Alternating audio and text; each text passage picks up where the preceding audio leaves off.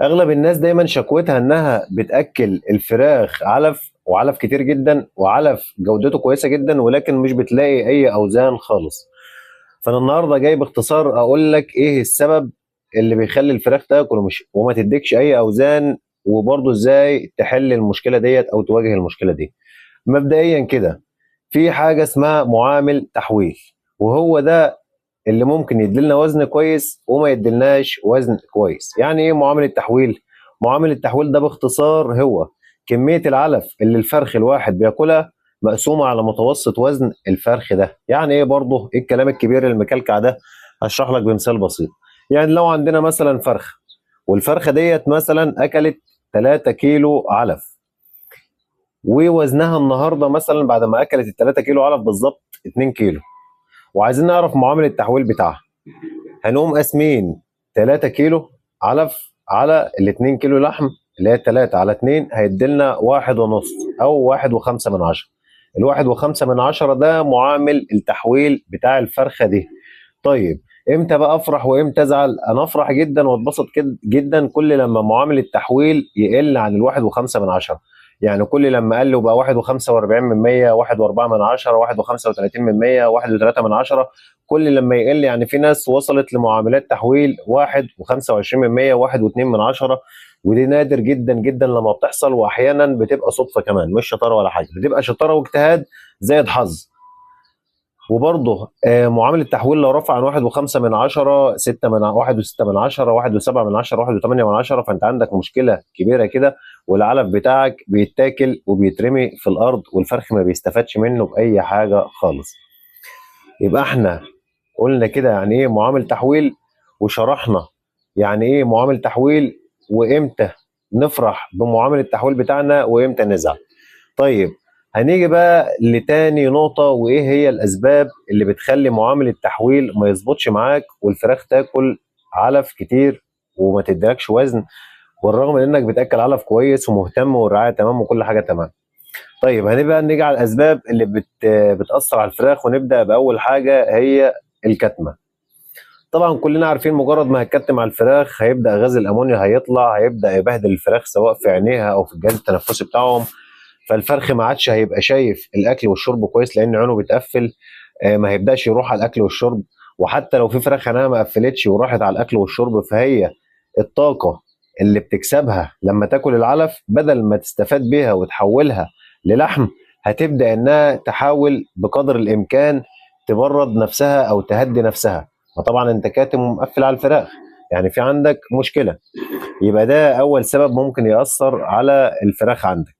تاني نقطة، قلة التهوية. يعني لو انت مثلا مش عندك تهوية مظبوطة، ومش قادر انك تدخل اكسجين باستمرار وتطلع غاز ثاني اكسيد الكربون اللي موجود في المكان وتدخل مكانه اكسجين على طول، فطبيعي الفرخ مش هيقدر يهضم العلف اللي اكله. لان عشان يهضم وعملية الهضم تتم بكل سهولة، لازم ولابد يكون متوفر اكسجين. فطالما انت مش مهوي كويس مفيش اكسجين، فمش هتلاقي اي تحويل معاك. يبقى كده نقطتين، الكتمة وقلة التهوية أو عدم ضبط التهوية.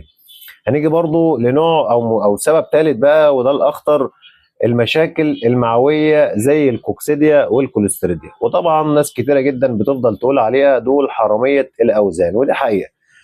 لأن طبعا الكوكسيديا والكوليستريديا بتقوم رايحة على الأمعاء، وبتروح على جدار الأمعاء بالذات، بتاكل المادة اللي موجودة على جدار الأمعاء اللي شغلتها أصلا إنها تمتص الغذاء او الطاقه او البروتين اللي موجود في العلف. فلما الكوكسيديا والكوليستريديا بيروحوا على جدار الامعاء بيبداوا يدمروا الخليه دي، فبيقوم جاي الفرخ اكل والعلف يقوم داخل من الحصله بتاعته ياخد لفته جوه في المصارين، وينزل في الزرق بتاع الفرخ زي ما هو بدون اي هضم تماما. يبقى انت كده الفرخ عندك بياكل وبيهلك علف وما بيحولش.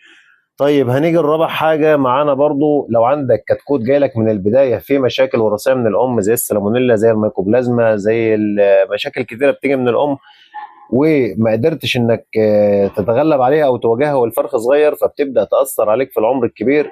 وبتبدأ برضو انك يعني الفرخ من صغره ما تأسسش كويس، والجهاز الهضمي بتاعه ما بيكونش اكتمل بما فيه الكفاية.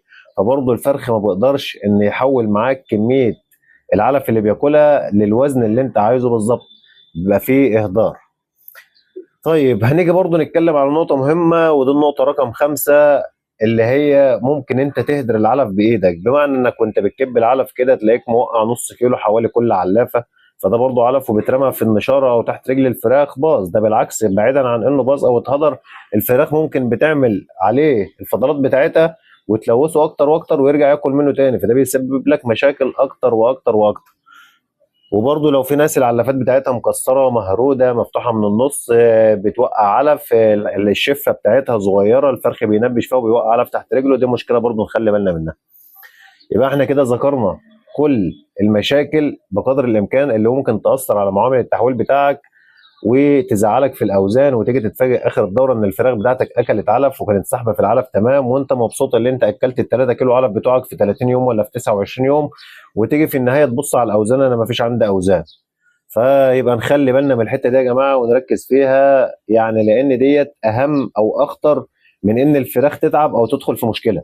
يعني انت لو الفراخ تعبت منك فانت عرفت ان هم فيهم مشكله وفيهم ضرب معين وقدرت انك تعالجه وتحل المشكله، والفرخ مثلا تعب يومين 3 4 5 حتى وبعدها فاق ورجع زي الاول واحسن من الاول.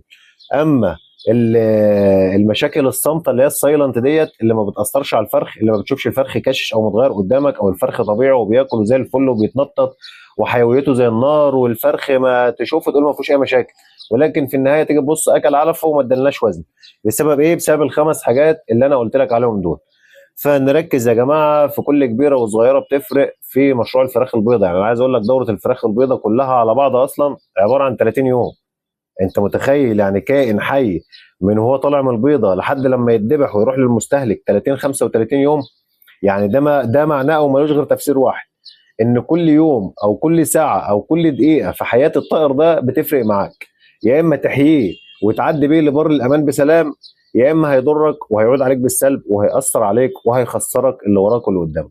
وربنا ما يجيب خساره لاي حد. ولو شايف انك استفدت من الفيديو او مستفاد عموما من المحتوى بتاعنا، فبلاش انك تبخل علينا باللايك او بتعليق حلو، عشان نكون برضه نبدا نتشجع، نبدا ان احنا نعمل لكم محتوى اكتر واكتر. وبرضه في ناس كتيره بتنتقد وفي تعليقات سلبيه كتير، ولكن برضه بنعمل نفسنا مش شايفينها، لان احنا برضه ما ملناش اي هدف غير اننا بنوصل معلومه للناس المبتدئه والناس اللي بتربي فراخ. يعني معلومه تكون بكل شفافيه بكل صدق، المعلومه تكون صح بقدر الامكان بنسبه 100%. وارد ان انا اغلط، يعني انا مش هقول لك ان انا لا، وارد ان انا اغلط، لكن انا بقدر الامكان بحاول ان انا يعني اجيب لك المعلومه يعني تكون صح بنسبه 100%. ربنا يرزق الجميع يا رب، وربنا ما يخسر اي حد ابدا، واي حد عنده استفسار يسيبوا لنا في تعليق، وزي ما قلت لك ما تنساش اللايك والشير والكومنت. سلام.